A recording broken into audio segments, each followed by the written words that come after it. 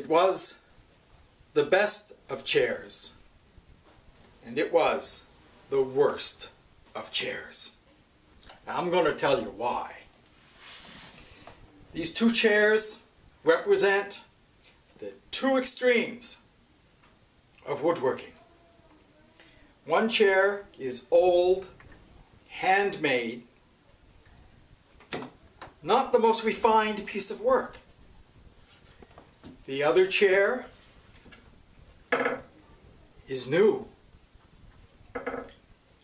built in a factory of precision machinery, sold by the thousands by a world-renowned retailer, and yet it's the worst of chairs. And let's take a look at them, just for a minute. First, we'll start with a chair that in its variations you've seen a lot of. Produced in a factory by the thousands, a whole lot of interchangeable parts, buy it in a box, put it together with knockdown fasteners, pocket screws, glue, dowels.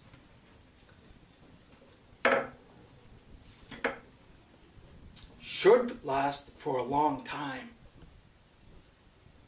Engineers have spent hundreds of hours developing these chairs, and the machinery is space age. But these chairs will break your heart every time.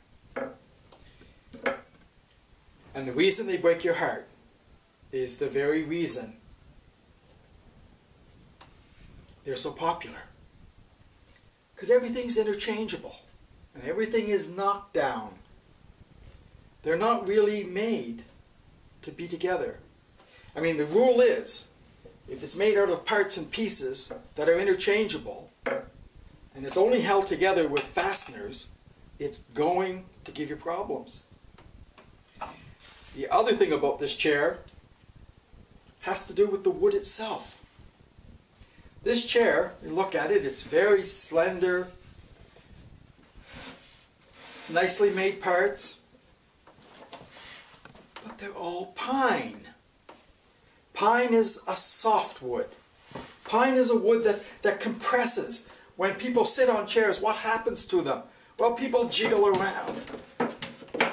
They lean back. A chair takes a lot of abuse. And abuse on soft wood produces this. They just fall apart. It's the worst of chairs. I want to show you this other chair. I'm calling it the best of chairs. Now, it's an old chair. It's a handmade chair. On the bottom of this chair is a remnant of a label. It was made by a man by the name of Richard Dixon. And he made chairs in Portage du Fort, Canada East. I don't know anything else about that man. But what he made was a solid chair in the tradition of North American Windsor chairs. Solid wood seat, legs, stretchers, everything fitted. And a little bit of style in these bent arrow backs that was popular at the time, the mid-19th century. Now this chair, it had to be re-glued, but that's okay. It can be re-glued. This chair, this factory child, you can glue it all you want, you ain't going to fix it. It's a dead piece of wood right from the beginning. Now all of this has to do with what are you going to try to save? You know, here at the shop, I save whatever I can save. If I have something that's worth saving, it's worth the effort, it's worth the time, we preserve it, we use it again. Friends, don't waste your time fixing a chair like this. Your heart will be broken every time you try to do it. The only thing you can do with this chair is burn it as kindling, or maybe salvage the wood. Do you understand that trees died so someone could make these chairs? Well, those pine trees died for a chair that's not made to last, and it will not last. These trees died for a chair that, with minimal care, is going to be around for centuries. What's the good alternative? Now, I know there could be an objection here.